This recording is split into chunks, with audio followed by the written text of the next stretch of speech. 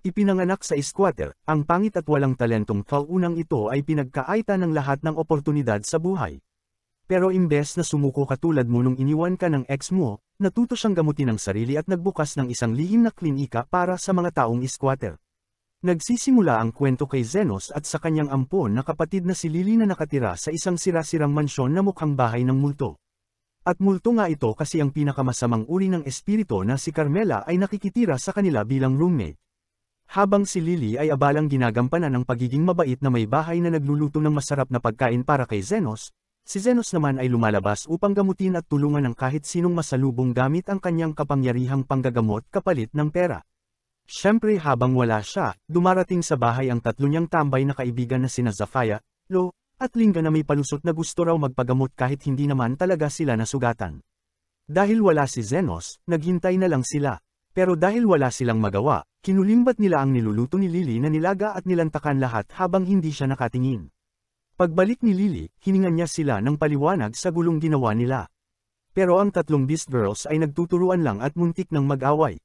Pinatigil sila ni Lily dahil alam niyang magagalit si Zenos kapag nakita silang nag-aaway, kaya nagkabati-bati na lang sila. Si Carmela na espiritu, alam kung gaano kahanahon si Lily kaya bumaba siya para pahiyain lalo ang tatlong Beast Girls hanggang sa napaluhod ang mga ito habang nagmamakaawa. Wala nang sangkap si Lily para muling lutuin ang nilaga, kaya bilang kabayaran, dali-daling lumabas ang tatlong Beast Girls para bumili ng mga kailangan. Samantala, nasalubong ni Zenos ang isa pang Beast Girl na si Teal na tumatakas mula sa kanyang amo.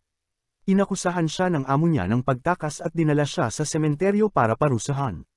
Habang binubugbog siya, napasubsob siya sa isang puntod at pumasok sa katawan niya ang isang galit na espiritu kaya siya'y nagwala. Inatake niya ang sarili niyang amo. At saka dumating si Zenos, gamit ang kanyang sobrang lakas na kapangyarihang manggagamot upang ayusin siya, pero hindi niya pinayagan na makuha ulit si Teal ng amo nito at humingi ng kapalit para gamutin ito. Pinakawalan niya si Teal dahil hindi siya yung tipo ng lalaking mahilig sa alipin, at umuwi siya kasabay ng pagbabalik ni na Sofia, Loie, at Linga dala ang mga sangkap. Hinala niyang may ginawa na namang kalokohan ang tatlo, dahil palagi naman, at hinintay na lang niya si Lily na magluto ng hapunan para sa kanilang lahat, tinapos ang araw ng payapa. Dati ay kasapi si Zenos sa isang adventuring party. Ayos ang lahat hanggang isang araw, pinatalsik siya ng kanilang pinuno na si Eston mula sa grupo. Pagkatapos ng isang misyon sa guild, pinatawag ni Eston si Zenos para sa isang pulong at binato siya ng gintong barya habang kinukutsa. Sinasabing malamang ay ngayon lang siya nakakita ng ganoon sa buong buhay niyang kawawa. Hindi maintindihan ni Zenos kung bakit bigla na lang ganito ang asal ni Eston. Kaya inamin ni Eston sa kanya na wala na siyang silbi sa grupo at napagdesisyonan nilang lahat na hindi na nila kailangan ng isang walang kwentang tulad niya. Hindi sumang-ayon si Zenos, sinabing ginagawa niya ang lahat at pinaalala pa kay Eston kung paano siya ni-recruit nito sa squatter nung siya'y bata pa. Noon gusto lang ni Eston na may kaibigan. Kaya bakit ngayon, matapos siyang gamitin ng ilang taon, ay basta na lang siyang itinatapon? Ibig bang sabihin ay hindi na siya itinuturing na kaibigan? Hindi makapaniwala si Eston na ganun pa rin kainosente si Zenos. Maliwanag niyang sinabi na wala ng lugar para sa isang walang silbing bata sa grupo nila. Isa na silang top-ranked party sa bansa. At kung kasama nila ang isang gaya ni Zenos, masisira lang ang imahe nila. Sinubukan pa ring ipaglaban ni Zenos ang sarili niya, sinabing hindi sana sila nakaabot sa ganito kung wala siya bilang maaasahang healer nila. Pero hindi siya pinaniwalaan ni Eston, sinabing peke at madumi lang ang ginamit niyang sariling aral na healing magic. Kung may batang galing squatter na gaya niya na humarap sa mga mararangal o maharlika, tiyak na sisira lang ito sa reputasyon nila. Wala nang masabi si Zenos, kaya tinapos ni Eston ang usapan. Sinabing ituring na lang niyang separation pay ang baryang iyon, habang tumatawa ng malakas habang paalis si Zenos na tahimik. Samantala, may nangyayaring masama sa madidilim na kalsada, isang kainahinalang babae at kasama nitong Archer ay sinusubukang dukutin ng isang elf girl na marahil ay si Lily, ang ampon na kapatid ni Zenos ngayon. Halos makatakas si Lily sa pagkakahawak nila sa pamamagitan ng pagsipa sa itlog ng Archer. Pero sa totoo lang, wala siyang laban sa isang long-range na manlalaro. Gaya ng inaasahan, panya na siya ng Archer sa binti. Pero hindi pa rin siya sumuko. Lumaban siya para sa kalayaan hanggang sa tuluyan na siyang sinaksak ng Archer sa tiyan para patahimikin. Si Zenos, na naglalakad malapit habang nag-iisip kung ano na ang susunod na gagawin ngayong opisyal na siyang walang trabaho, ay nakarinig ng ingay at napagpasyahang tingnan ito. Pagdating niya, nakita niya ang babae at Archer na nakatayo sa ibabaw ni Lily. At oo, halatang sila ang may kasalanan. Pero nagkibit-balikat lang ang babae, sinabing wala siyang pakialam at si Lily ay alipin nila. Ginamit ni Zenos ang utak niya. Inalok niya na bibilhin si Lily gamit ang parehong gintong barya na ibinato sa kanya ni Eston kanina. Dahil halos patay na rin si Lily, tinanggap ng babae ang alok at lumakad palayo na may ngiting mapanlinlang. Hindi nila alam na si Zenos ay isang manggagamot. Pagkaalis nila, lumuhad siya sa tabi ni Lily at agad siyang ginamo. Nawala ang lahat ng sugat niya sa isang iglap at napatitig siya kay Zenos na gulat na wala na siyang sugat. Nagpasalamat siya sa pagliligtas nito sa kanya at nalungkot na wala siyang maibalik na kapalit. Pero sinabi ni Zenos na huwag na niyang alalahanin.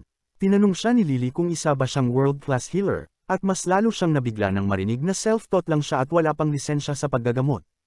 Tinanong ni Zenos kung saan ang bahay ni Lily dahil gusto niya itong ihatid sa ligtas na lugar, pero inamin ni Lily na wala siyang tahanan. Walang pamilya, walang matinong damit, at gutom na gutom siya.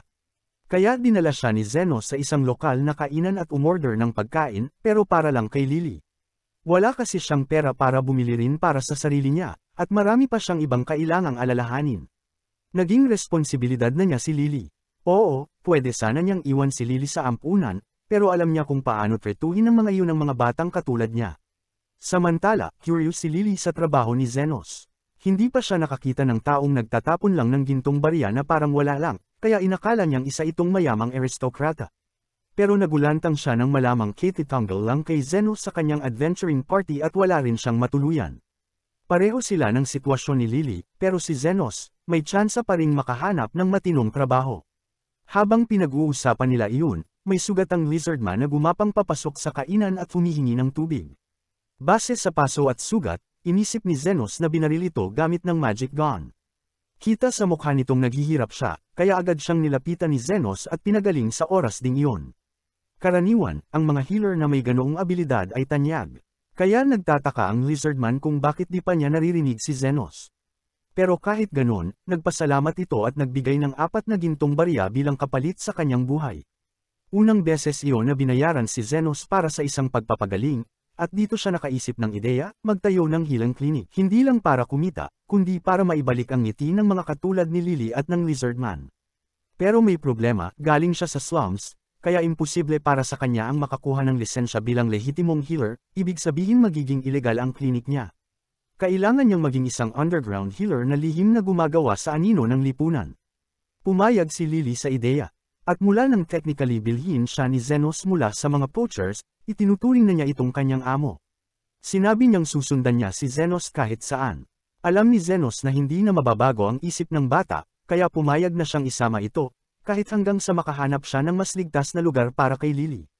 Kinagabihan, nagtungo sila sa labas ng bayan at napadpad sa abandonadong distrito, puno ng sirang bahay at walang buhay na makikita. Pinili ni Zenos ang isa sa mga guho bilang simula ng kanyang underground clinic. Mukha itong haunted. Dahil medyo mapamahiin si Lily, binalaan siya na madalas may nilalang na undead sa ganitong lugar, pero wala siyang pakialam. Pumasok siya sa mansion. Madilim, malamig, at tahimik. Kaya nagcast si Lily ng illumination spell, marunong pala siya ng basic magic. Matapos suriin ang lugar, napagdesisyonan ni Zenos na sapat na ito. Ang pinakamalaking bagay, may bubong ito, bagay na hindi niya dati nararanasan dahil dati siyang pinatutulog sa labas ng kanyang mga dating kasama na parang aso. Matibay din ang mga poste, pero nang papatibayin na sana niya ang paninirahan doon, may lumitaw na aninong figure, si Carmela, na kalaunan ay magiging kasama nila. Nang lumapit si Carmela, nakilala siya ni Lily bilang isang wraith spirit, pinakamalakas sa mga undead na kaya kang gawing multo sa isang tingin lang. Lalo siyang natakot. Pero si Zenos, nanatiling kalmado. Nagulat lang siya na nakasalubong nila ang isang wraith sa oras na akala niyang nahanap na nila ang perfect na lokasyon. Nagtaka si Lily kung bakit ang tapang ni Zenos. Bigla silang inatake ni Carmela, pero pinrotektahan agad sila ni Zenos gamit ang healing spell. Doon lang niya lubos na naintindihan kung ano ang wraith, matagal na pala niya itong nakakasalamuhan noon pa man nang pinapadala siya ng isang kaibigan sa isang underground labyrinth para sa kasiyahan nito. Daan-daang wraith na ang nasalubong niya roon, kaya natuklasan niyang mahina ang mga ito sa healing magic. Ayaw niyang palakihin ang gulo, kaya mahinahon niyang tinanong ang wraith kung pwede silang tumira doon. Nangakong hindi sila makikialam, pero na-offend ito at sinubukang umatake ulit. Pero gaya ng dati, bigo siya. Humingi pa ng paumanhin si Zenos sa pagkatalo niya, at sobrang nainis ang Wraith nang mapagtanto niyang may katapat na siya. Bilang huling paraan, tinawag niya ang lahat ng ghost servants niya para umatake. Pero tinapos silang lahat ni Zenos sa isang bagsak. Dito napilitang tanungin siya ng Wraith kung sino siya, at muling nagpakilala si Zenos bilang isang underground healer. Nakiusap siya ng isang silid at isang kwarto para sa klinik nila. Napilitan ng Wraith na nagpakilala bilang Carmela, na pumayag, pero may kondisyon, huwag silang lalapit sa ikalawang palapag. Naguguluhan pa rin si Lily kung paano niya ipiproseso ang lahat ng iyon. Kinaumagahan, inayos nila ang unang palapag para magmukhang klinik, at nakasuot pa si Lily ng uniformeng nurse. Pero dahil wala pang dumadating, nabagot siya. Nag-alok siyang lumabas at mag-promote pero natakot si Zenos na baka matunten sila ng Royal Hospital. Sinabihan niya si Lily na maghintay lang, darating din ang mga pasyente. At dumating nga. May biglang pumasok at agad siyang sinalubong ni Lily.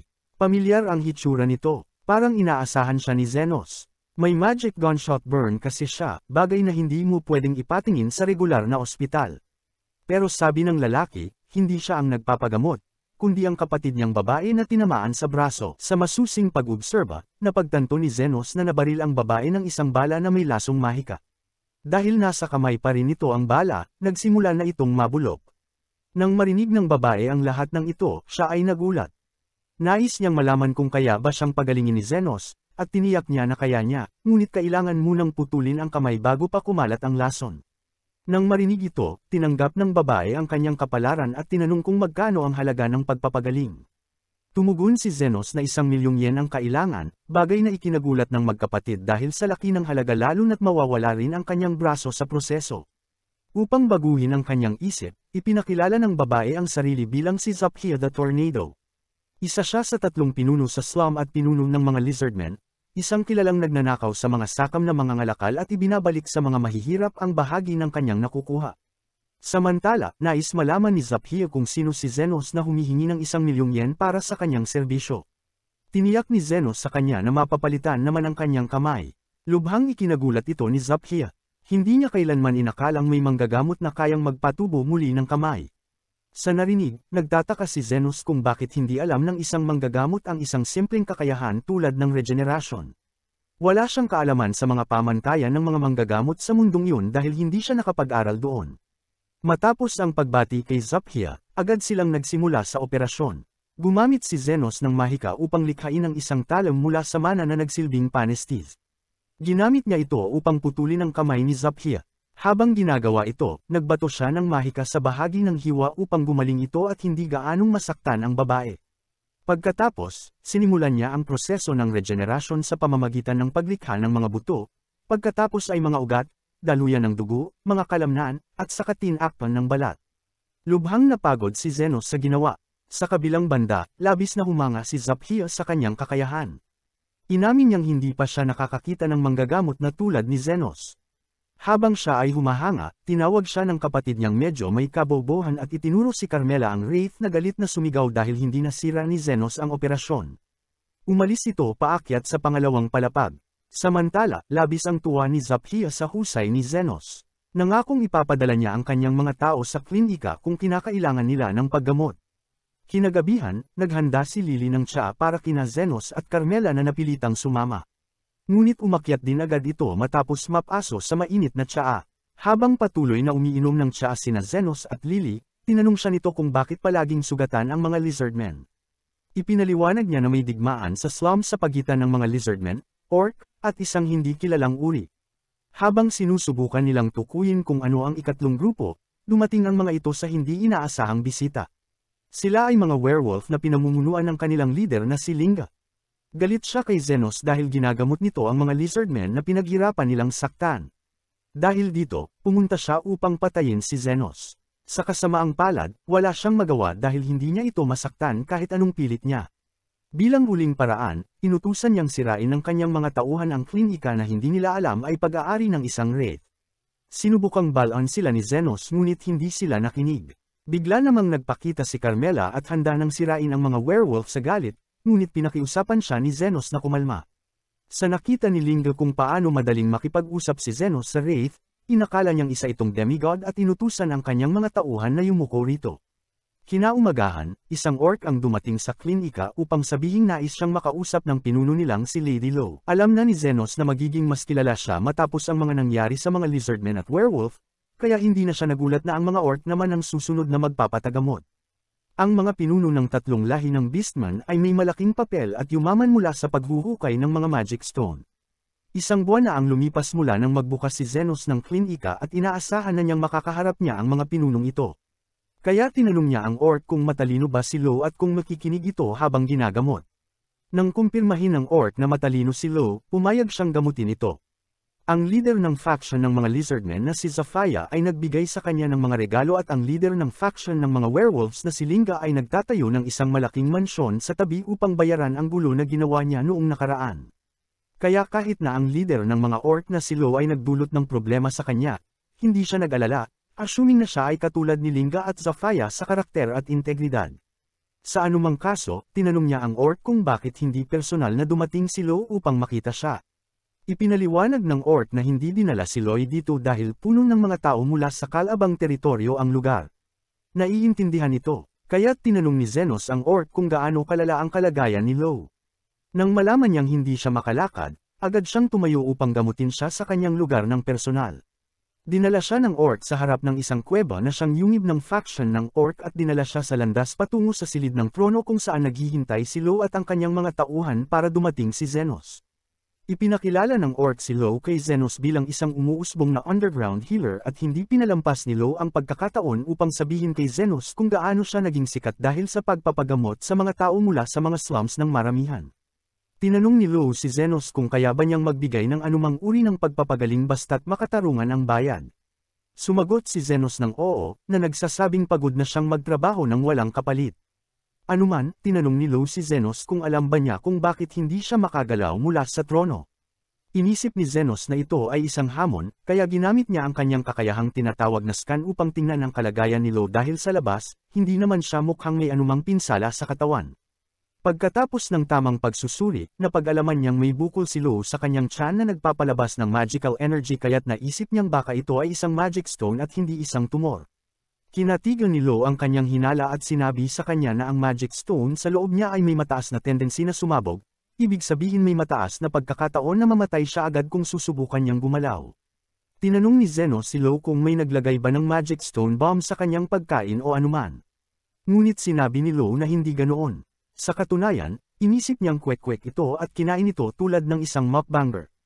Noong una, inisip ni Zenos na siya ay nasa panganib. Ngunit nang makita siyang nagbibiro, inisip niya na ang kanilang oras ay nauubos at tinanggihan siyang tulungan, sinabi niyang tumulong siya sa sarili niya. Naging seryoso si Lo at humiling kay Zenos na pag-isipan niyang muli. Sinabi niyang bahagya niyang chewin ang magic stone habang kinakain ito at naniniwala siyang wala ng oras bago ito sumabog. Ang pinakamalaking problema ay hindi aalis ang kanyang mga tauhan sa kanyang tabi anuman, dahil masaya silang mamatay kasama siya. At dahil maraming buhay ang nakataya, ibinigay ni Lo kay Zenos ang susi ng lahat ng kanyang mga yaman kapalit ng pagliligtas sa kanya at sa kanyang mga tapat na tagasunod. Sa wakas ay pumayag si Zenos na tumulong at nag-summon ng scalpel upang simulan ang operasyon. Sa isang iglap, inalis niya ang magic stone mula sa kanyang tiyan at inisil ito gamit ang kanyang hilang magic. Lubos na namangha si Lo, ngunit wala siyang oras upang magdiwang dahil maaari pa ring sumabog ang magic stone. Ngunit sa halip na itapon ito, kinuha ni Zenos ito sa kanyang mga kamay. Nang sumabog ang bato, hindi ito nag-iwan ng kahit isang scratch dahil pinrotektahan niya ang sarili gamit ang kanyang special defensive magic ng main character. Pagkatapos magawa ang trabaho, ibinalik ni Zenos ang susi kay Lo, hindi nais na kunin ang kanyang yaman, at malinaw na nagsabi na ang hinihiling lamang niya ay presyo na katumbas ng halaga ng kanyang ginawa. Muli, namangha si Lo sa mga etika ni Zenos at sinabi niyang tawagan siya kapag kailangan ng tulong. Voluntaryo niyang inaalok ang pagbibigay ng 24/7 security para sa kanyang klinika. Habang bumabalik ang kanyang gana, tinanong ni Lo si Zenos na sumama sa kanya sa isang kwek-kwek meal, ngunit hindi inisip ni Zenos na magandang ideya iyon dahil sa nangyari sa kanya noong huling beses na sinubukan niyang kumain ng kwek-kwek. Nang gabing iyon, umuwi si Zenos at natagpuan si Lily na may selos, ipinahayag kung gaano siya nababather sa mga madalas na pagbisita ni Zafaya, Linga, at ngayon ni Lo. Ngayong nabanggit na iyon, napansin din ni Zenos na parang ang tatlong Beast Girls ay palaging nakapaligid sa kanyang bahay kahit hindi naman sila sugatan. Inisip niya na baka bored lang sila. Ngunit naniwala si Carmela na sila ay in love kay Zenos. Iniisip ni Zenos na ito ay ganap na katawa-tawa at tanga na magustuhan ng isang lalaki na wala namang hilang license. Ngunit sigurado si Carmela, nagsasabi mula sa kanyang karanasan ng pamumuhay ng 300 taon. Sa kabilang banda, nag-aalala si Lily na ang 3 Beast Girls ay maaga siya, kahit na hindi naman siya naging kanya. Natawa si Carmela at hinulaan na magkakaroon ng digmaan ang 3 factions dahil kay Zenos at muli, iniisip ni Zenos na ito ay ganap na katawa-tawa. Di nagtagal, bumisita si Zafaya kay Zenos at sinabi niyang iniisip niyang magdeklara ng digmaan sa ibang 2 faction at tinanong siya kung makikiisa siya sa mga Lizard Men. Samantalang si Carmela ay nasa background, na may klasikong ekspresyon ng, I told you so. Kaagad pagkatapos, dumating sina Linga at Lo kay Zenos na may parehong proposisyon. Ang 3 sa kanila ay nagbigay ng mga regalo upang magustuhan siya. Hindi na alam ni Zenos kung ano ang gagawin. Hindi naman niya gustong maging babero, ngunit ang mga inosenteng buhay ay mawawala lang dahil sa kanyang presensya. Kinabukasan, nagtipon ang 3 faction sa isang battleground para sa laban at ang 3 leader ay puno ng tiwala na sila ay magwawagi. Bago pa man magsimula, dumating si Zenos kasama si Lily at linawin na hindi siya dumating upang pigilan ang walang kwentang labanan. Inamin niyang ang 3 factions ay may matagal ng alitan dahil sa mga taon ng labanan. Kaya't hinihikayat niya silang maglaban hanggang sa sila ay matuwa. Sa hindi inaasahang pag-aproba ni Zenos, pumayag ang 3 leader na mag-ala out, na pinili nilang ang mananalo ay makakakuha ng mga sacred treasures ni Zenos. Nang maayos na ang lahat, nagsimula ang laban. Agad na sinubukan ni Zafaya na salagin si Linga gamit ang kanyang dual blade. Dumating si Lo mula sa likod upang maglunsad ng atake, ngunit nahulog ni Zafaya na nilikha nito ang pag-iwas at itinapon si Lo papunta sa mga werewolves. Kinuha ni Linga ang kanyang palakol at inatake si Zafaya habang si Lo naman ay umatake mula sa itaas sa kanilang dalawa. Nang ang 3 leader ay nahulog sa deadlock, napagdesisyonan nilang saktan ang bawat isa ng mga miyembro ng kanilang mga faction, na nagresulta sa isang digmaang sumabog sa lahat. Ngunit sa kabila ng lahat ng nangyayari, walang nagnanais na magpatalo. Ang tanging nangyayari ay nawawala lang ang mga miyembro nila ng walang dahilan. Ang digmaang ito na tumagal ng mga taon ay hindi mukhang magtatapos sa lalapit na panahon. Sa totoo lang, kahit si Zenos ay nakaupo lang at pinagmamasdan kung ano ang mangyayari. Hindi nila alam, hindi nakaupo si Zenos nang walang ginagawa. Alam niyang nais nilang makipaglaban, at ang pinakamainam na paraan upang maramdaman nilang gamaan ay payagan silang palabasan ang kanilang galit. Bigla nilang naisip kung anong ginagawa ni Zenos nang makita ni Lo na agad na gumagaling ang lahat ng kanyang mga sugat. Ipinahayag niya ang kanyang mga alalahanin na hindi namamatay ang mga tao. Napagtanto nila kung ano ang naging mali. Ginagamit ni Zenos ang kanyang kapangyarihan upang pagalingin sila habang ang laban ay nagpapatuloy, kaya't walang paraan para silang mapinsala. Tumingin sila kay Zenos at inamin niya ito. Pinapaalala niya sa kanila na sila ay mga pasyente niya at may tungkulin siyang pagalingin sila bilang doktor ng mga slum. Ngunit hindi niya pinipigilan ang laban, sinasabi nila na maaari nilang ipagpatuloy ang laban hanggang mapagod sila at patuloy siyang magpapagaling hanggang siya'y mapagod. Tumingin ang 3 sa isa't isa. Ano ang saysay ng laban kung hindi sila masasaktan o mamamatay? Napagtanto nila na isang walang kabuluhang laban ito. Nakakagulat na ngayon lang nila napagtanto ito. Napagdesisyonan nilang tapusin na ito. Panahon na para magkaisa silang lahat bilang mga demi-humans na nakatira sa slum. Ngunit may isang bagay na hindi nila matitigil paglalabanan, kung sino ang magiging kasama ni Zenos. Para sa digmaang ito, walang gustong umatras. Tumingin si Lily kay Zenos na para bang wala siyang pangunawa. Tinanong siya kung alam niya ang pinag-uusapan ng mga babae at hindi siya tunay na alam. Ipinapalagay niyang gusto ni Zenos ang mga babae kaya't interesado siyang tiyakin na hindi sila mamatay. Ngunit hindi iyon ang layunin niya. Sila ang kanyang mga pasyente. At gaya ng sinabi ng kanyang guro sa kanya noon, may 3 klase ng mga healer. Ang ikatlong klase ay ang mga naggagamot ng mga sugat, ang ikalawang klase ay ang mga nagpapagaling ng mga tao, habang ang unang klase ay mga healer na nagsisikap upang gawing mas maganda ang mundo. Ang dummy ay naniniwala na siya ay nasa ikatlong klase at ang lahat ng ginagawa niya ay magpagaling ng mga sugat, ngunit iniisip din niyang dahil siya ay nasa slum, maaari niyang gawing mas maganda ang slum. Pinagdududahan pa rin ni Lily na hindi siya gusto ng mga babae. Sa totoo lang, magiging kapaki-pakinabang sa klinika kung patuloy na naglalaban ang mga nilalang. Sa ganoong paraan, patuloy silang magkakaroon ng mga sugat at dumarating ang mga kliyente sa kanilang ospital. Agad niyang pinili na aminin ang kanyang nararamdaman sa kanya. Kaya't sinabi niyang gusto niya siya, ngunit naramdaman ni Zenos na isang pagkakaibigan na parang magkapatid. Kaya't sinabi niyang gusto rin niya siya. Nakakuha sila ng bayad at umuwi. Samantala, nag-aalala ang komandante ng mga Royal Knights tungkol sa piraso na ito. Tinawag niya ang kanyang vice commander na si Krishna, na tinaguri ang Iron Rose. Ibinunyag niya sa kanya na nakarinig siya ng rumor na hindi na naglalaban ang mga demi-humans. Hindi naniwala si Krishna na maaari nang tumigil ang kanilang laban. Mahalaga ang laban na iyon para sa kabutihan ng bansa. Upang mapanatili ang balanse, tinitiyak nilang maglalaban ang mga mahihirap at mahihina dahil kung abala sila sa laban na iyon, hindi nila maiisip na atakihin ang mga mamamayan at ang mga maharlika. Ang pagtatapos ng laban ay masama para sa kanila. Nalaman niyang isang tao ang nakialam sa laban, kaya't sinabi niyang dapat imbestigahan ni Krishna kung totoo ang rumor. At kung totoo, dapat niyang patayin ang taong sangkot upang magpatuloy ang bansa sa dati nitong takbo. Wow! Nagulat ako, may mga tao talagang ayaw ng kapayapaan. Sa klinika, ang tatlong babae ay nakatayo sa likod ni Zenos na pinuprotektahan siya mula sa wala. Sa katunayan, nang siya'y bumahin, lahat sila ay labis na protective. Si Zafaya ay nag-alok na aliwin siya gamit ang kanyang buntot at si Lo ay nag-alok ng kanyang kokomelon. Ngunit may isang tao na walang buntot o kahit kokomelon na maya-alok, si Lily. Galit siya habang tinitingnan ang sarili. Wala siyang laban sa mga ito, at kung may kompetisyon man, tiyak siya ang matatalo.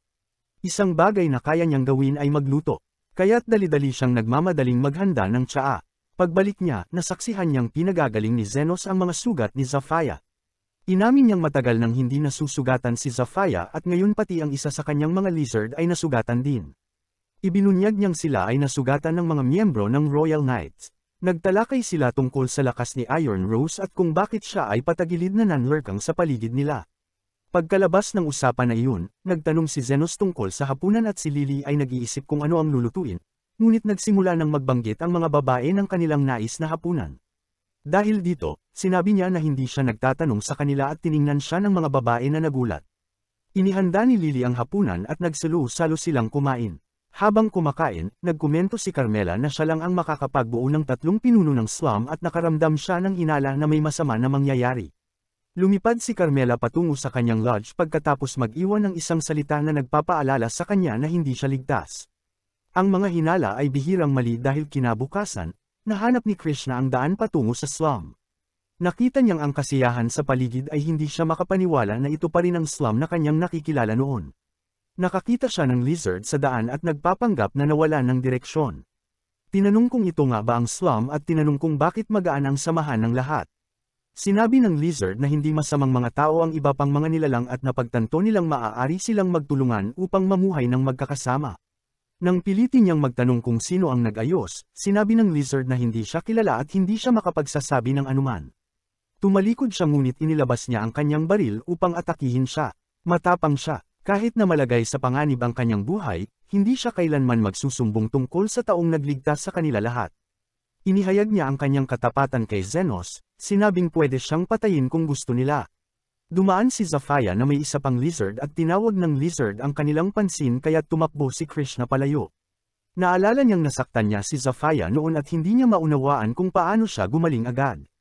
Ibig sabihin, ang tagapamagitan ay isang malakas na tao at kung hindi sila mag-iingat, mapapalagay sa panganib ang kanilang kaharian. Tumigil siya sa pagtakas at nakita niyang nasa labas na siya ng slum pero nasa gitna ng wala. Naguguluhan siya sa kanyang lokasyon ngunit nakita niyang nasa paligid ang bahay ni Zenos at pumasok upang magtanong ng direksyon. Nang sinubukan siyang tulungan, lumabas si Lily na may tsaa at nakita siya. Inisip ni Lily na isang kliyente si Krishna at tinanong kung kailangan niya ng pagpapagaling. Napagtanto ni Krishna ang koneksyon. Ang lalaking nasa harap niya ay ang tagapamagitan. Inilabas niya ang kanyang baril at agad na binaril siya. Isang purple na ulap ang pumulibot kay Zenos habang nahulog ang tray ni Lily.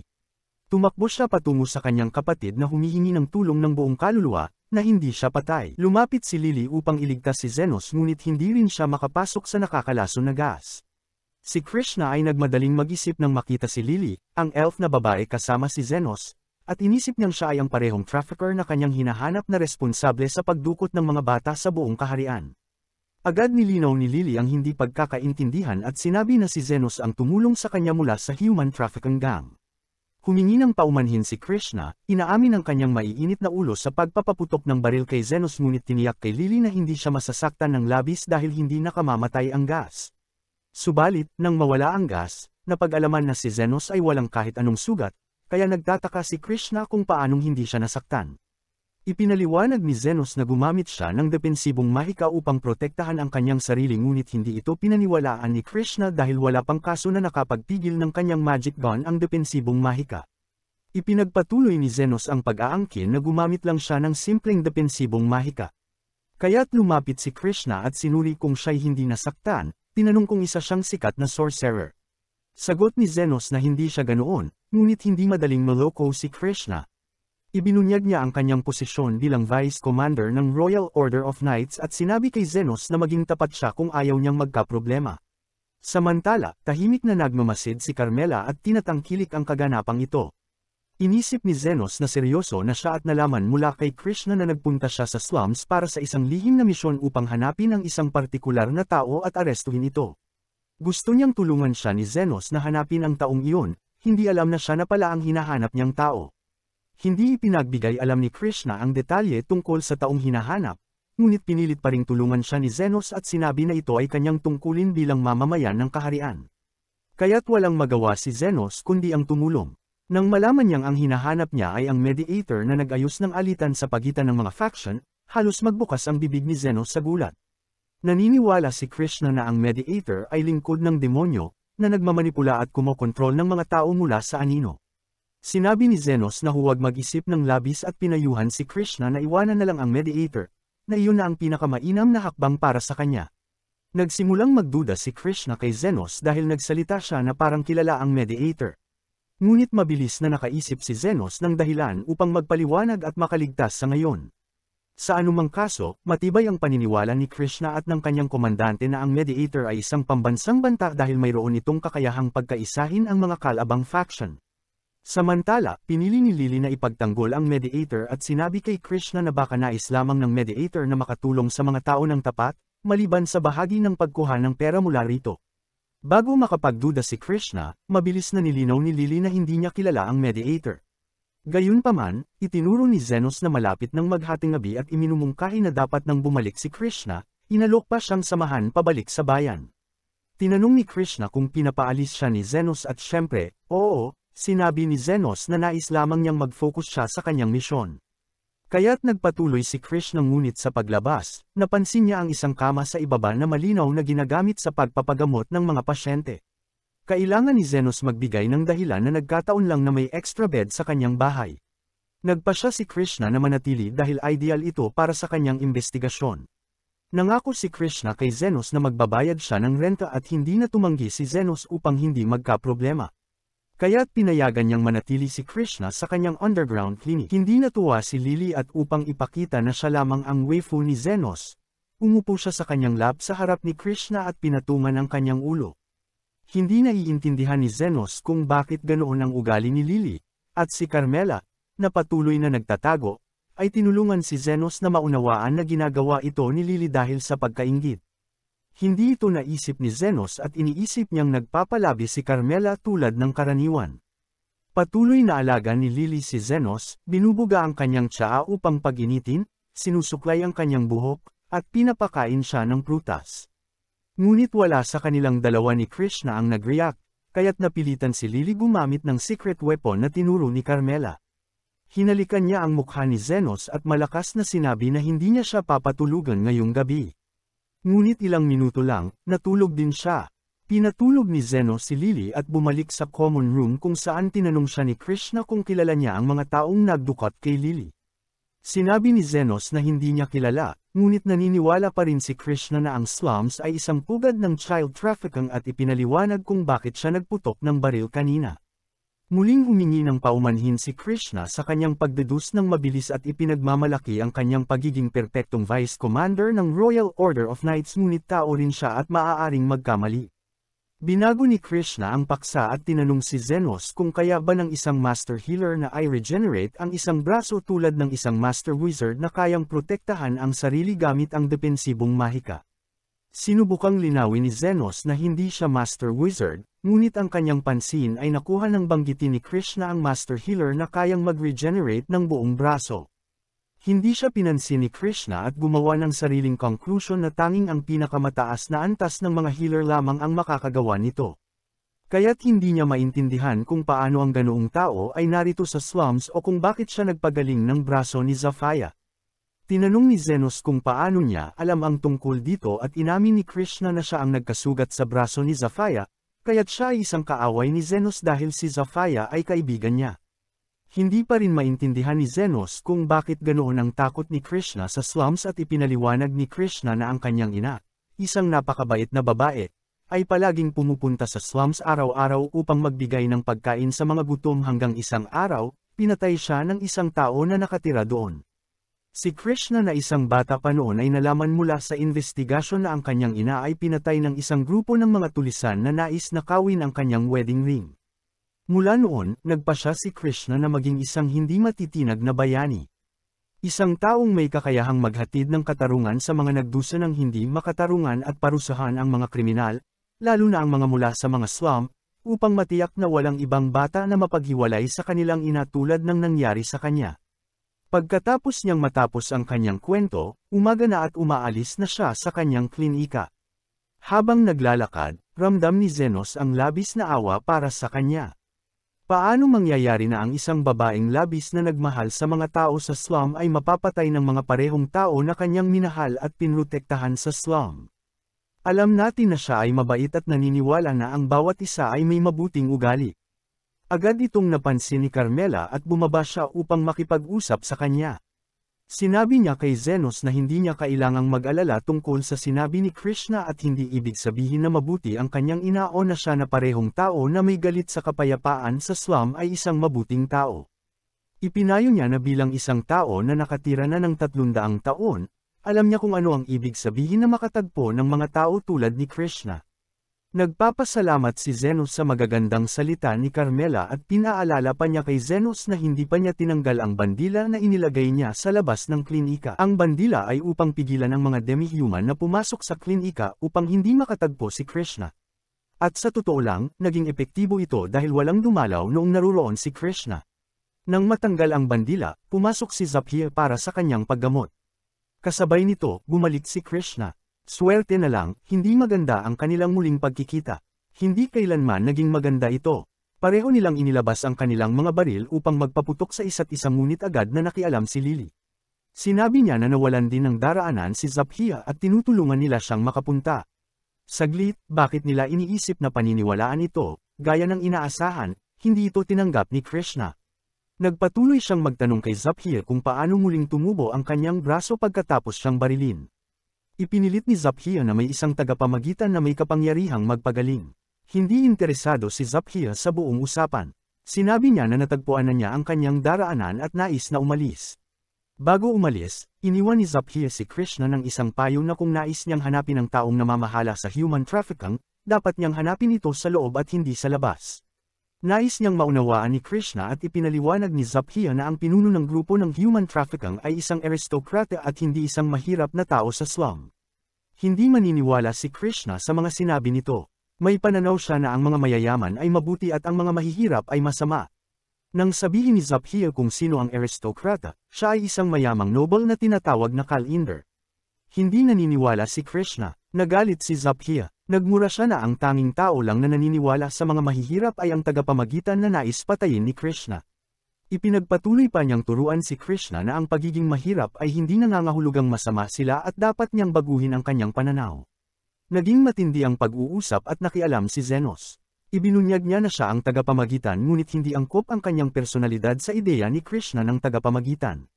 Inaasahan niyang ang tagapamagitan ay nakakapagpagaling lang. Ngunit si Zenos ay may kapangyarihan sa pagpapagaling at depensa. Ipinakita niya na kaya niyang gawin ang parehong mga bagay ngunit hindi ito pinansin ni Krishna. Alam lang niyang nakipagsabuatan siya sa mga demi-human kaya hindi na siya maaaring maging kaibigan.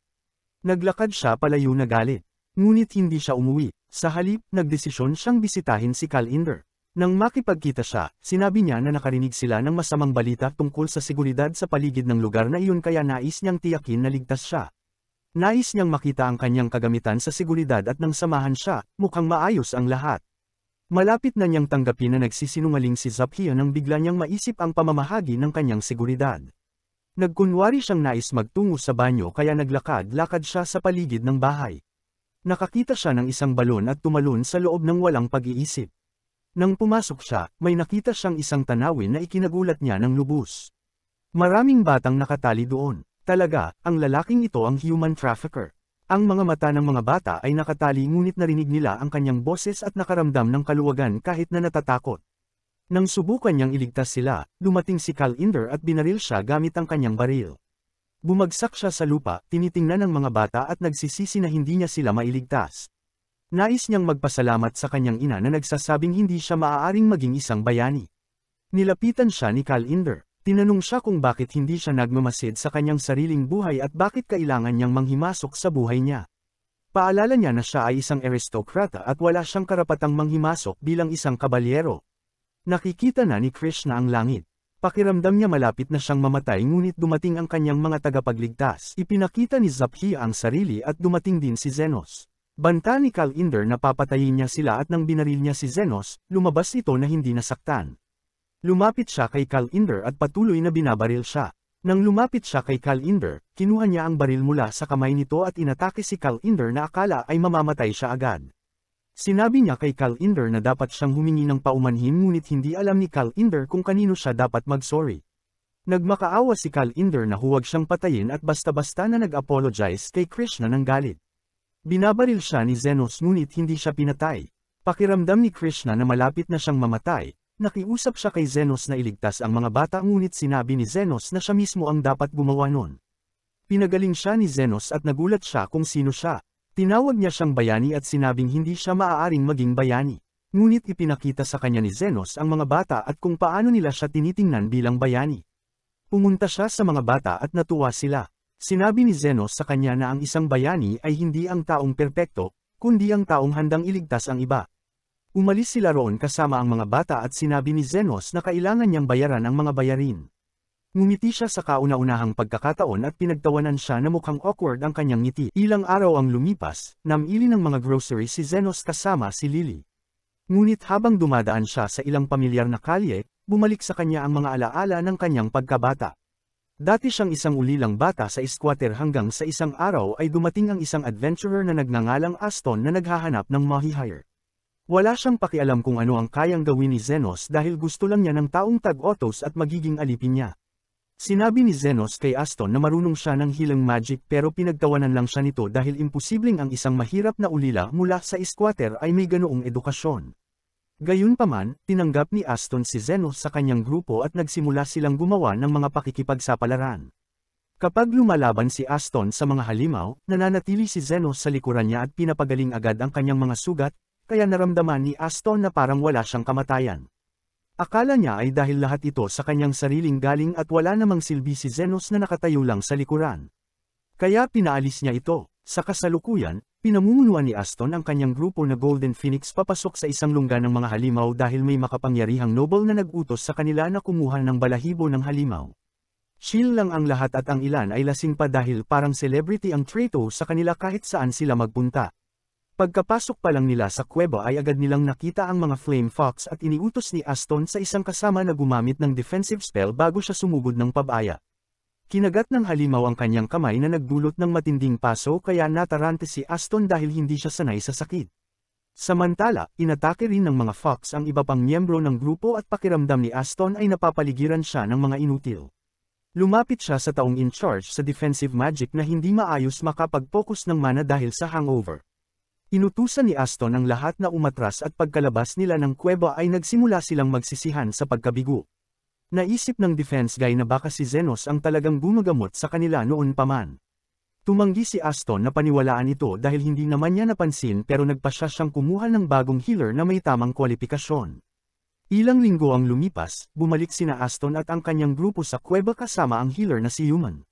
Sa kasamaang palad, handa na ang mga halimaw ngayon at agad silang inatake ng hindi inaasahan. Nablock man ni Aston ang mga atake ng halimaw, tinamaan naman ng fireball ang wizard ng grupo na tumagos sa depensa at nasugatan. Agad siyang ginamo ni Human pero napansin niyang kailangan itong isugod sa ospital. Samantala, nahihirapan si Aston na tamaan ang mga halimaw at mabilis siyang napapagod, na hindi niya maintindihan. Sinabi ni Human na kailangan na nilang umatras dahil mamamatay ang wizard kung tatagal pa sila, kaya napilitan si Aston na mag-utos ng pag-atras. Pagkalabas nila ng kuweba, sinisi ni Aston ang defense guy dahil sa kapalpakan pero sinabi ni Human na hindi ito kasalanan nito. Tinutukan ni Aston si Human at inutusan siyang gamutin agad ang wizard para makalaban uli. Pero tinanong siya ni Human kung totoo bang sinasabi niya. Sabi niya, tanging ang mga santo at mga high-level na healer lang ang kayang gumawa ng ganoong klaseng paggaling agad, at napaisip si Aston kung si Zenos nga ba ay gumagamot sa kanila mula sa ganoong kabigat na pinsala noon. Makalipas ang ilang sandali, bumalik siya sa lungsod kung saan sinalubong siya ng butler ng noble upang sabihing nabigo siya sa misyon at hindi na siya dapat magpakita pa uli sa lungsod. Natarante si Aston at nagmakaawa ng isa pang pagkakataon. Sinisisi si Zenos sa kanilang pagkatalo.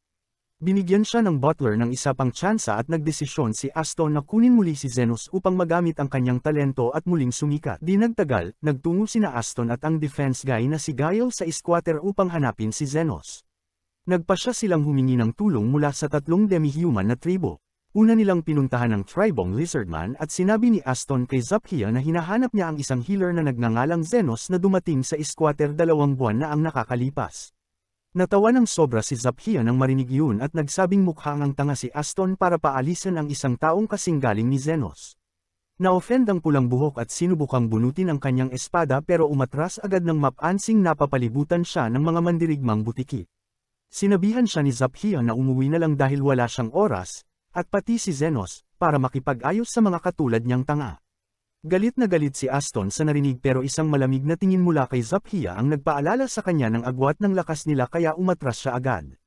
Pumunta siya sa tribo ng mga beastman at pinagtawanan din siya ni Linga bilang tanga na nagtanggal kay Zenos. Sinabi nitong ayaw niyang makipagnegosyo sa kagaya niya. At bago pa man makapagpakitang gilas si Aston, tinakat na siya ni Linga sa pamamagitan ng pagpapakita ng kanyang bilis. Sunod siyang pumunta sa tagwa ng mga orc at halos kaparehong tugon ang natanggap niya kay Lo. Pero sa pagkakataong ito ay naging matalino siya at umalis na lang nang hindi nagyabang. Pagkalabas, nagwala si Aston dahil hindi siya makapaniwalang may ganitong impluensya si Zenos sa mga iskinita. Biglang napansin ni Gael si Zenos na naglalakad kasama si Lily at lumapit silang dalawa para harapin siya. Nagmamagaling si Aston at sinabing tsamba lang na nakaligtas si Zenos ng mag-isa sa loob ng 2 buwan. Sagot ni Zenos, wala siyang oras makipagkwentuhan at tumuloy sa kanyang lakad, na lalong nagpagalit kay Aston. Sumigaw si Aston na pumunta siya roon para kunin muli si Zenos sa grupo. Malamig na tinanggihan ni Zenos, sabay sabing walang tatanggap sa isang trabaho na walang bayad at masamang kondisyon. Nainsulto ang pulang buhok at sinabing dapat magpasalamat si Zenos na makakasama siya sa isang sikat na grupo. Napabuntong hininga si Zenos at sinabing tutulong siya kung ganun sila kadesperado, pero sa pagkakataong ito ay sisingil siya ng tamang halaga para sa pagpapagaling at defensive spells. Nabigla si Aston at sinabihang wala siyang karapatang mag-demand dahil wala naman siyang ibang mapupuntahan. Bigla namang dumating ang ilang tao mula sa iskinita at masayang kinausap si Zenos. Napalibutan agad siya ng mga tao at nalito si Aston sa nangyayari. Nang makaalis na ang lahat, nagpasyang umuwi si Zenos at nagsimulang sigawan ni Aston habang pinapaalala sa kanya na siya ang kumuha sa kanya mula sa lansangan. Sawa na si Zenos sa ugali nito kaya diretsahan niyang sinabing uli na ang lahat. Umalis siya habang naiwan si Aston na galit at nagtangkang salakayin si Zenos. Pero bago pa siya makalapit ay tinamaan siya ng bala at tumilapon sa gilid ng kalsada. Tinawag siyang tanga ni Krishna dahil nagtangkang umatake sa harap ng Vice Commander ng Royal Guards. Nagulat si Zenos na makita siya roon at tinanong kung anong ginagawa niya sa bahagi ng iskinita. Sagot ni Krishna, hinahanap niya si Zenos at naligaw siya, pero ayos lang dahil natagpuan din niya ito. Habang nag-uusap sila, lalo pang nalito si Aston dahil may koneksyon si Zenos hindi lang sa mga pinuno ng iskinita kundi pati sa Royal Guard. Nang tumayo si Aston, sinabihan siya ni Krishna na inaaresto siya dahil sa tangkang pananakit. Sinisi agad ni Aston si Gael at tumakbong palayo na may balak gantihan si Zenos sa pambabalwala sa kanya. Makalipas ang ilang araw, nagtipon ang lahat sa bahay ni Zenos at pinag-usapan kung paanong nilapitan sila nina Aston at ng tauhan niya. Sinabi ng 3 pinuno kay Zenos na pinasundan nila ang 2 sakaling magdulot ng gulo, pero laking gulat nila nang bigla itong nawala ng walang bakas. Natuwa si Lily at inakalang sumuko na sila sa paghahanap kay Zenos. Pero biglang lumitaw si Carmela sa likuran niya at sinabing baka pumunta ang dalawa sa underground guild na tumatanggap ng kahit anong ilegal na trabaho kapalit ng tamang halaga. Natakot si Lily sa narinig pero sinabi ni Zenos na mahal maningil ang underground guild. Dagdag pa ni Carmela, kung ganun kadesperado si Aston para kunin siya, malamang ay gipit ito sa pera. Natuwa si Lily sa narinig pero sinabi ni Zaphia na may kakaibang bearang mercenaryo na tinatanggap kahit anong trabaho kahit walang bayad basta't may matugunang kondisyon. Kinagabihan, nakita ni Lily na gising pa si Zenos kaya gumawa siya ng tsaa at hinaplos ang ulo nito para mapakalma.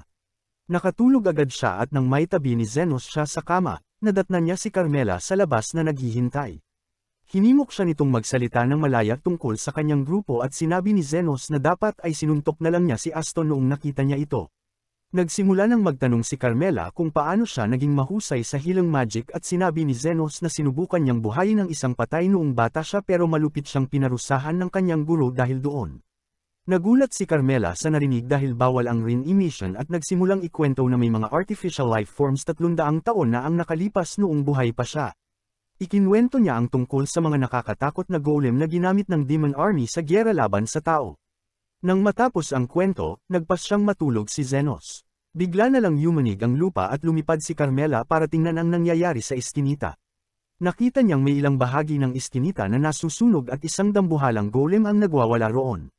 Natakot siya at inakalang nausag niya ang iskinita sa pagbanggit ng mga golem. Winuwasak ng dambuhalang golem ang lahat ng madaanan habang nagtatakbuhan ang mga tao para sa kanilang buhay. Dumating si Zenos upang makita ito ng malapitan, at kasama niya si Carmela. Sabi ni Carmela, kainahinala na may sinaunang sandata na gaya nito na nasa lansangan ng iskinita, at nagtaka sila kung paano ito napunta roon. Biglang dumating ang 3 pinuno ng gang at natuwa si Zenos na ligtas sila. Sabi ng mga babae, hindi sila nasaktan ngunit malubhang nasugatan ang kanilang mga tauhan dahil sa halimaw. Tinanong nila si Zenos tungkol sa dambuhalang halimaw dahil hindi pa sila nakakita ng ganoon, at sinabi niya na isa itong artificial na nilalang na nilikha gamit ang magic na teknolohiya na akala'y wala na. Sabi ni Lo, iniulat ng isa sa kanyang mga orc na ang golem ay nagmula sa kailaliman ng iskinita, kaya't nagtaka si Zenos kung ang underground guild ang may gawa nito. Nagpasya siyang unahin muna ang pagpapagaling sa mga sugatan at inutusan ang 3 babae na tipunin ang lahat ng sugatan sa isang lugar. Nangako siya na pagbabayaran ng gumawa nito ang kanyang ginawa, ngunit mula sa malayo, pinapanood ng lalaking nagpadala ng golem ang nangyayari. Ang mamamaslang na si Guide ang nasa likod ng pag-atake. Tinanggap niya ang trabaho matapos siyang lapitan ni Eston para maghiganti, at halos wala siyang sinangil dahil mas interesado siya sa layunin ni Eston kaysa sa pera nito. Nang malaman niyang gusto lang ni Eston na ibuhos ang kanyang galit kay Zenos at sa mga taong malapit dito, natawa lang siya ngunit tinanggap ang alok dahil sapat na iyon upang masiyahan ang kanyang baluktot na pag-iisip. Ipinakita niya kay Eston ang golem core na kanyang dying develop at sinabi nitong sapat na ito upang tuluyang talunin si Zenos. Ngayon, pinapanood ni Guide ang paninira ng golem at iniisip na sapat na ang pinsala nito, pero hindi ito kasing bilis ng inaasahan niya. Nais niyang malaman kung ano ang mararamdaman ni Zenos kapag nagsimulang mamatay ang mga taong mahalaga sa kanya, isa-isa. Ngunit hindi papayag si Zenos na mangyari ito. Habang tinutulungan ng 3 gang ng mga demi-human ang mga sugatan, ginamit ni Zenos ang isang makapangyarihang long-range healing spell at agad na gumaling ang lahat. Sinimulan niyang gamutin ang mga minor injuries, ngunit inis siya habang ginagawa ito dahil hindi siya sigurado kung babayaran siya para sa paggamot sa daan-daang tao, at bukod pa roon, nasa bahay pa rin si Lily. Pinapanood ni Guide ang lahat mula sa kanyang pwesto at humanga siya sa kakayahan ni Zenos sa pagpapagaling, ngunit alam niyang hindi nito mareresolba ang problema hanggat hindi nila napupuksa ang golem. Gusto niyang makita kung paano ito susubukan ni Zenos.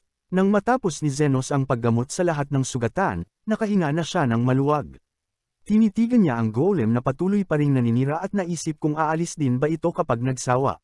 Sabi ni Carmela, imposibleng mangyari iyon dahil hindi tumitigil ang mga golem hanggat hindi natatapos ang kanilang utos, at naniniwala siyang ang utos ng golem na ito ay wasakin ang mga iskinita. Napailing si Zenos sa narinig, pero sinabi ni Carmela na dapat imposible nang makagawa ng golem sa panahon ngayon. Ang mga high-purity magic stone na kailangan para sa golem core ay matatagpuan lamang sa pinakatimog na kontinente na dating teritoryo ng mga Demon Lord, at halos lahat ng ito ay nagamit na. Bukod pa roon, ang itim na sining ng mahika ay nalimot na ng panahon at ang mga materyales na kailangan upang makabuo ng golem ay napakabihira. Nagtaka siya kung sino ang may access sa lahat ng iyon. Sabi ni Zenos, wala nang saysay ang mag-isip pa tungkol doon dahil kailangan muna nilang sirain ang golem. Binalaan siya ni Carmela na delikado ito, pero nagboluntaryo pa rin ang mga babae na sumama sa kanya dahil hindi nila papayagang sirain ng halimaw ang kanilang tahanan. Tinanong ni Zenos si Carmela kung paano sirain ang isang golem, at sinabi nitong kailangang sirain ang core nito, kung hindi ay patuloy lang itong magre-regenerate. Ngunit ayaw sirain ni Zenos ang core dahil gusto pa niya itong ibenta. Pinangunahan niya ang mga babae palapit sa golem at sinabihang ibigay ang lahat ng lakas nila. Sumugod ang mga ito at binigyan sila ni Zenos ng buffs, kaya't agad nilang naramdaman ang pagtaas ng kanilang lakas at bilis. Isang atake lang ay sapat na para magbitak ang binti ng golem at pabagsakin ito. Ngunit agad nitong nir-iper ang sarili at pinatalsik si Linga. Buti na lang naroon si Zenos para saluhin siya at ginamo niya agad ito, kaya parang hindi man lang siya nasaktan. Hindi ganoon kadali para kay Zenos dahil matagal na siyang walang laban, pero unti-unti siyang nakabawi habang nagpapatuloy ang labanan. Sinisikap niyang manatili sa tamang distansya mula sa mga babae upang epektibo ang kanyang mahika, at patuloy siyang nagpapalit-palit ng defensive at healing spells ayon sa pangangailangan. Samantala, patuloy na sinisira ng mga babae ang golem, at napansin ni Zenos na may kaunting delay ang regeneration nito. Inutusan niya ang mga babae na basagin ang parehong binti ng golem, at nang gawin nila ito, bumagsak ito.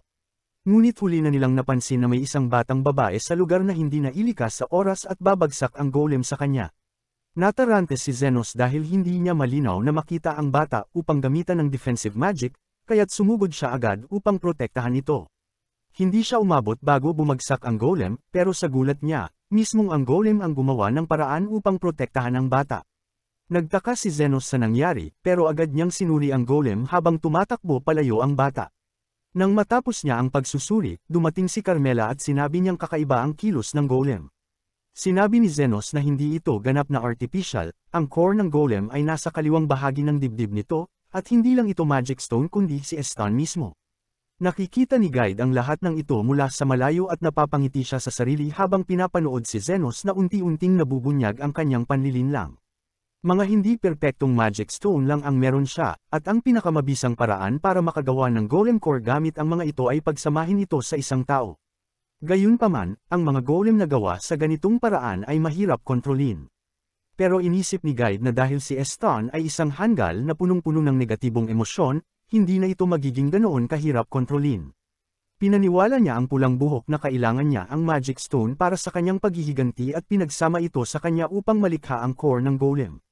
Ngayon gusto niyang makita kung kayang patayin ni Zenos ang isang matagal ng kaibigan para iligtas ang mga taga-slums.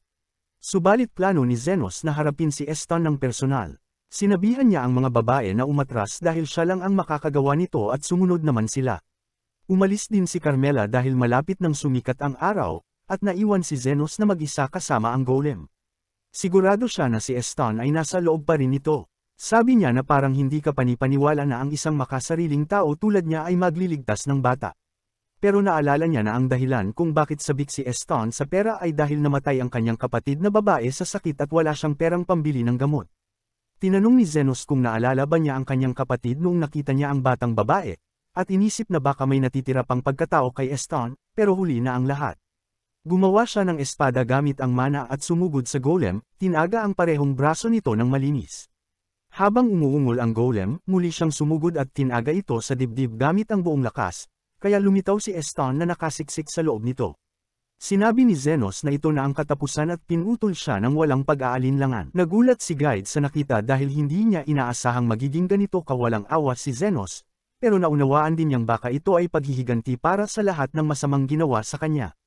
Nagpasya siyang umalis dahil sa pagkadismaya pero may nakita siyang kakaiba, hindi lang pinapatay ni Zenos si Eston, pinapagaling niya rin ito ng sabay. Sinisira niya ang mga bahagi ng katawan ni Eston na pinagsanib ng magic stone at pinapalitan nito agad ng normal na katawan ng tao. Nakakapagod ito, pero patuloy pa rin si Zenos. Hindi makapaniwala si Guide sa kanyang nakikita, na may natitira pa ring lakas at galing si Zenos kahit nakagamot na ng daan-daang tao. Hindi niya may proseso na may isang taong ganoon kahusay, at nagsimulang magbago ng plano. Samantala, sinabi ni Zenos kay Eston na mas mabuting mamatay siya roon para sa kabutihan ng mundo, pero hindi niya ito papayagan dahil may kailangang magbayad sa pinsalang dinulot sa slums at sa serbisyo niya sa paggagamot buong gabi. Kaya buhayin niya si Eston para singilin siya at ang kanyang kasabwat. Ang isa pang dahilan ay 2 beses siyang tinulungan ni Eston sa nakaraan, una ay nang iligtas siya sa lansangan, at pangalawa ay nang bigyan siya ng gintong barya bilang huling bayad na siyang tumulong sa kanyang palayain si Lily, at iyon ang nagbago ng kanyang buhay. Dagdag pa ni Zenos, ang pinakamahalaga sa lahat, isa siyang manggagamot, at hindi niya kayang hayaang may mamatay sa kanyang harapan. Sa sinabi niyang iyon, tinaga niya ang Magic Stone sa puso ni Eston ng buong lakas at nabasag ito. Sa wakas ay ganap nang nakalaya si Eston mula sa Magic Stone. Nakaluhod, inamin niyang napakahusay ni Zenos na para bang gusto niyang masuka. Nakita niya si Zenos na tumutulong sa mga demi-human na babae, at ngayon napagtanto niya na ganoon din ang ginagawa nito sa kanilang grupo noon. Bumagsak siya sa lupa at nagmakaawa ng tawad kay Zenos kahit hindi siya karapat-dapat. Sinabi ni Zenos sa kanya na tumayo na, pero ayaw tumayo ni Eston hanggat hindi siya napapatawad. Sinabihan siya ni Zenos na magmadali dahil kailangan pa niya siyang suntukin sa mukha. Napatanga si Eston, pero ginamit ni Zenos ang huling bahagi ng kanyang mana para palakasin ng 10 beses ang kanyang suntok. Habang paatras siyang naglalakad, ngumiti si Zenos ng kakaiba at sinabing isa pang dahilan kung bakit hindi niya ito pinatay kanina ay dahil hindi pa niya ito nasusuntok. Sa sinabi niyang iyon, sinuntok niya si Eston ng buong lakas at pinatalsik ito palayo. Makalipas ang ilang minuto ay bumalik ang ulirat ni Eston at nakita niya si Krishna sa tabi niya. Tinanong niya kung nasaan si Zenos at sinabi niyang nakasalubong niya ito at ikinwento sa kanya ang lahat. Sabi niya na isang himala na walang nasaktan sa insidenteng ito at habang buhay na may utang na loob si Eston kay Zenos. Pagkatapos ay inaresto niya si Eston para sa mahabang listahan ng mga krimen, at dinagdag pa ang public indecency. Doon lang napagtanto ni Eston na hubad pala siya. Binigay ni Krishna ang mensahe ni Zenos, kinuha niya ang espada ni Eston para maibenta at ipambayad sa mga pinsala. Na-realize ni Eston na wala na talaga siyang natira, pati damit wala na. Pero may iniwan si Zenos na pamamaalam, isang gintong barya, tulad ng ibinigay sa kanya noon. Sabi ni Krishna na ayaw na siyang makita ni Zenos kailanman, at napaiyak si Eston na parang bata nang marinig yun. Samantala, pagod na si Zenos habang pauwi pero nasalubong niya ang mga demi-human na babae at ay nalalayan siya kahit sinabi niyang ayos lang siya. Pagdating nila sa bahay, agad na nagbuhos ng tsaa si Lily para sa kanya bilang pagbati sa pagbabalik, dahil sigurado siyang babalik siyang ligtas. Salamat sa panunood. Kung gusto niyo pa ng ganitong content, comment niyo lang, like and subscribe na din kayo mga lods.